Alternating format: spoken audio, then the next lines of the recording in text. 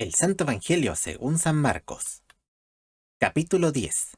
Tocante al matrimonio y el divorcio. Y partiéndose de allí, de Capernaum, vino a los términos, fronteras, de Judea, y tras el Jordán, el lado oriental del río Jordán. Él no volverá a esta región, pero será crucificado en Jerusalén. Y volvió el pueblo a juntarse a él. Era el tiempo de la Pascua, y muchas personas estaban en camino a Jerusalén. Y de nuevo les enseñaba como solía. Necesitaban su enseñanza tanto, pero su muerte los pondrá en libertad. Y llegándose los fariseos, habían fariseos en la muchedumbre, que llegaban a Jerusalén, le preguntaron, ¿es lícito al marido repudiar a su mujer? La pregunta del divorcio y del casarse otra vez era la gran controversia de aquel entonces en Israel, para tentarle. Mas él respondiendo les dijo, ¿qué os mandó Moisés? Los llevaba la palabra, pero no como esperaban. No los dirigía a la ley de Moisés. Y ellos dijeron, Moisés permitió escribir carta de divorcio y repudiarla. Deuteronomio capítulo 24, verso 1. Pero malinterpretaban a Moisés, justo como muchos hacen. Y respondiendo Jesús les dijo, por la dureza de vuestro corazón, os escribió este mandamiento. El Señor no niega que Moisés permitió el divorcio. Tal mandamiento él no hizo. Por consiguiente, cuando los fariseos se abrigaban bajo el reconocimiento temporal de un mal necesario, era lo mismo que admitir que no habían crecido más que la estatura moral de sus padres. Pero al principio de la creación, varón y hembra los hizo Dios. No a partir del principio de la creación en sí, sino más bien a partir del principio de la creación de la humanidad. Por esta causa, tiene que ver con el modo en que el hombre y la mujer fueron creados y, por lo tanto, del modo que deben vivir. Dejará el hombre a su padre y a su madre, y se juntará a su mujer. Completamente desacredita el estilo de la vida homosexual. Y los que eran dos, los dos, serán hechos una carne. Una de las razones por las cuales el adulterio y la fornicación son tan malos. Así que no son más dos, sino una sola carne. La voluntad de Dios cuando alcanza su conclusión lógica y hermosa. Pues lo que Dios juntó, coloca el sello de la aprobación de Dios en la unión matrimonial. Y hablamos de la familia nuclear de marido, esposa y niños. No lo aparte el hombre. Hay solo dos bases bíblicas para el divorcio y el casarse de nuevo. La A, que es la fornicación, según Mateo capítulo 5, verso 32. Y la B, abandono a base de motivos espirituales, presentado en 1 de Corintios capítulo 7, versos 14 al 15.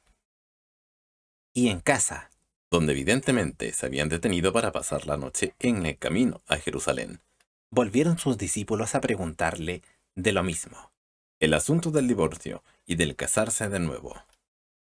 Y él les dice, corresponde al matrimonio después del divorcio. Cualquiera que repudiare a su mujer, se refiere al divorcio, y se casare con otra, comete adulterio con ella. Se refiere a no tener ninguna base bíblica. En hacer tal, él comete el pecado no solo contra Dios, sino también contra su esposa. Y si la mujer repudiara a su marido, divorcio, y se casare con otro, comete adulterio. Otra vez, no tiene ninguna base bíblica. Tal constituye el pecado de adulterio. Jesús bendice a los niños, y le presentaban niños para que los tocase. Esta costumbre encuentra su simbolismo en Génesis capítulo 48, versos 14 al 15. Y sus discípulos reprochaban a los que los presentaban. Indica una paradoja. Los discípulos reprochaban fuertemente a la gente de traer sus niños a Jesús, mientras Jesús bendecía fuertemente a los que fueron llevados a él. Y viéndolo Jesús, vio lo que los discípulos hacían. Se enojó. Fue motivo con fuerte indignación. Y les dijo, dejad a los niños venir a mí, y no se los estorbéis, porque de los tales es el reino de Dios. Comenzar la crianza de un niño es lo correcto, para asegurar su salvación. Proverbios capítulo 22, verso 6. De cierto os digo, cualquiera que no recibiera el reino de Dios como un niño. La simplicidad del niño pequeño es el modelo de la regla para cada uno que desea. por la gracia de Cristo, a obtener el reino del cielo. No entrará en él. Indica una doble negativa en el griego, y por consiguiente, indica una negación enfática. Y tomándolos en los brazos, poniendo las manos sobre ellos, los bendecía. Él los bendecía de una manera fervorosa. El noble joven rico. Y saliendo él para seguir su camino, La próxima mañana salía de la casa e iba a Jerusalén. vino uno corriendo, e hincando la rodilla delante de él, Él no está pidiendo por ayuda física, sino ayuda espiritual. le preguntó, Maestro bueno, ¿qué haré para poseer la vida eterna? En primer lugar, nadie puede heredar la vida eterna. Es gratis, que se otorga al aceptar a Cristo. Y Jesús le dijo, ¿por qué me dices bueno? Ninguno hay bueno, sino solo uno, quien es Dios. No tiene el propósito de indicar que Cristo mismo no era bueno, sino más bien para que la palabra bueno sea colocada en perspectiva apropiada. Cristo es Dios. Los mandamientos sabes. Tiene el propósito de dirigir al hombre joven a la palabra de Dios, tanto en un sentido positivo como negativo. Positivo, porque la palabra sola tiene la respuesta. Y negativo, porque le mostrará como un espejo en lo que él se equivoca. No adulteres, no mates, no hurtes, no digas falso testimonio, no desfraudes, honra a tu padre y a tu madre. Él entonces respondiendo le dijo, Maestro, todo esto he guardado desde mi juventud. No hay vida eterna alguna en guardar los mandamientos, tan maravillosos como son. Si fuera así, él lo buscaría la satisfacción de la conciencia. Entonces Jesús mirándole, lo amó, y le dijo, Lo amó a pesar de que él realmente no había guardado los mandamientos como estaba afirmando. Y por supuesto, Jesús sabía esto. una cosa te falta. Ve, vende todo lo que tienes, y da a los pobres, y tendrás tesoro en el cielo. Pone el dedo directamente sobre el problema del hombre. Y ven, toma tu cruz, y sígueme. Sin explicación, Cristo dice al hombre, joven aquí, y a todos los otros en realidad, que la salvación está en la cruz sola, y es solo por y a través de la cruz que podamos seguir realmente a Cristo. Mas él, entristecido por esta palabra, Corresponde la actitud de múltiples de millones. Ellos, como él, desean la salvación, pero en sus propios términos. se fue triste, porque tenía muchas posesiones. La vida única es la posesión que realmente importa, que es la vida eterna. Una advertencia a los ricos. Entonces Jesús, mirando alrededor, dice a sus discípulos, Con una mirada inquisitiva, él mira a sus discípulos. cuán difícilmente entrarán en el reino de Dios los que tienen riquezas. No son las riquezas que constituyen el pecado, sino la actitud hacia ellas. Y los discípulos se espantaron de sus palabras. Los judíos de aquel tiempo pensaban que la riqueza era la aprobación de Dios. Al mismo tiempo, pensaban que la pobreza era su desaprobación. Pero Jesús, respondiendo, les volvió a decir, Hijos, Usaba esta palabra. Él los esperaba una vez más a su disertación acerca de la recepción del reino de Dios. Como un niño pequeño. Un niño no trata de agarrar las cosas, sino solo recibir por fe. cuán difícil es entrar en el reino de Dios los que confían en las riquezas. Como dicho, es la confianza en las riquezas que constituye el pecado. Más fácil es pasar un camello por el ojo de una aguja que el rico entrar en el reino de Dios. La palabra que Jesús usa aquí para aguja no se refiere a un hueco en la pared como algunos piensan, sino más bien el tipo de aguja que se usa con el hilo. Y ellos se espantaban más, diciendo dentro de sí, ¿y quién podrá salvarse? Indica su teología que es completamente volteada. Entonces Jesús mirándolos dice, Sabía que de su declaración produciría este tipo de reacción. para los hombres es imposible, Ya sea rico o pobre, es imposible ser salvo sin Dios. pero no para Dios, porque para Dios todas las cosas son posibles. Solo por Dios es el proceso de la salvación posible. Las recompensas de la consagración. Entonces Pedro comenzó a decirle, He aquí, nosotros hemos dejado todas las cosas y te hemos seguido. Por esta declaración, Pedro muestra que ellos todavía pensaban en términos materiales en vez de riquezas espirituales. Y respondiendo Jesús, y dijo, De cierto os digo, Incluye a todos los creyentes, no solo a los 12. que no hay ninguno que haya dejado casa, o hermanos, o hermanas, o padre, o madre, o mujer, o hijos, o heredades, por causa de mí y del Evangelio. Para muchos, Jesús es solo un medio para un fin. En otras palabras, conseguir lo que quieren con respecto a cosas materiales. Él completamente desacredita esto aquí. Al contrario, él dice aquí que todo tiene que estar puesto en lugar secundario a Cristo. Que recibirá 100 tantos ahora en este tiempo, Se refiere a esta vida presente. casas y hermanos y hermanas, y madres e hijos, y heredades, Tenemos el uso de estas cosas, y de esto solo debemos estar preocupados en su liso y no en las cosas mismas. con persecuciones. Lamentablemente, la mayor parte de la persecución vendrá de la iglesia. Y en el siglo venidero, la vida eterna. El mundo por venir es eterno, y hay que tener la vida eterna para entrar en aquel mundo. Eso solo es lo que vale. Empero muchos primeros serán postreros, y los postreros primeros. Israel, aunque primero, será último, porque rechazó a Cristo. La iglesia, aunque última, será primera porque aceptó a Cristo. Otra vez Jesús habla acerca de su muerte y resurrección venidera. Y estaban en el camino subiendo a Jerusalén, y Jesús iba delante de ellos.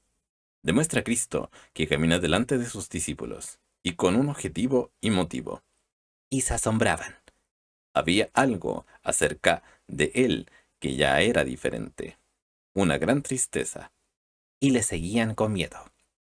Se refiere no solo a los discípulos, pero también de todos quienes estaban cerca de él, Entonces volviendo a tomar a los 12 aparte, aparte de los demás. les comenzó a decir las cosas que le habían de acontecer, Él ya les había dicho esto varias veces, pero todavía no entendieron. diciendo, He aquí, subimos a Jerusalén, Habían ido a Jerusalén varias veces en el pasado, pero esta vez sería diferente. y el Hijo del Hombre será entregado a los principales sacerdotes y a los escribas, Traicionado por Judas. y le condenarán a muerte, El Sanedrín dictaría sentencia sobre él, y le entregarán a los gentiles, a los romanos. y le escarnecerán, y le azotarán, y escupirán en él, Tanto judíos como gentiles lo harían. y le matarán. La crucifixión Mas al tercer día él resucitará. bendice su resurrección, justo como él ya les dijo varias veces antes, pero realmente no lo creyeron. La petición de Santiago y Juan.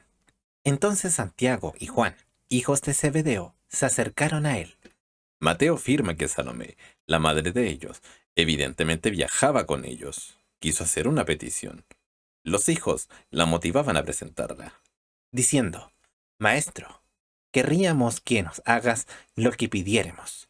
Constituye la petición más egoísta. ¿Con qué frecuencia nos acercamos a él de la misma manera? Y él dijo, ¿qué queréis que os haga?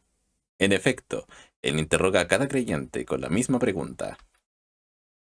Y ellos le dijeron, Danos que en tu gloria nos sentemos el uno a tu diestra y el otro a tu izquierda.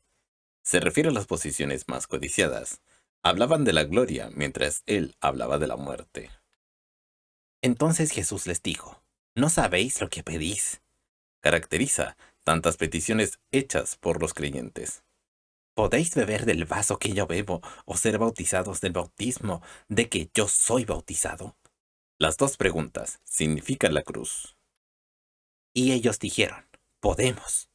Una simple profesión de valor moral, no una afirmación de poder espiritual. Realmente no sabían lo que decían. Y Jesús les dijo, a la verdad, del vaso que yo bebo, beberéis, y del bautismo de que yo soy bautizado, seréis bautizados.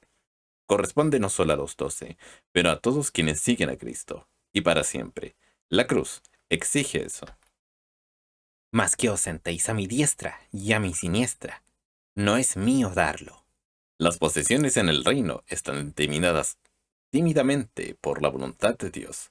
sino a quienes está preparado. Jerónimo dijo, Nuestro Señor no dice, tú no te sentarás, no sea que Él les avergüence a los dos.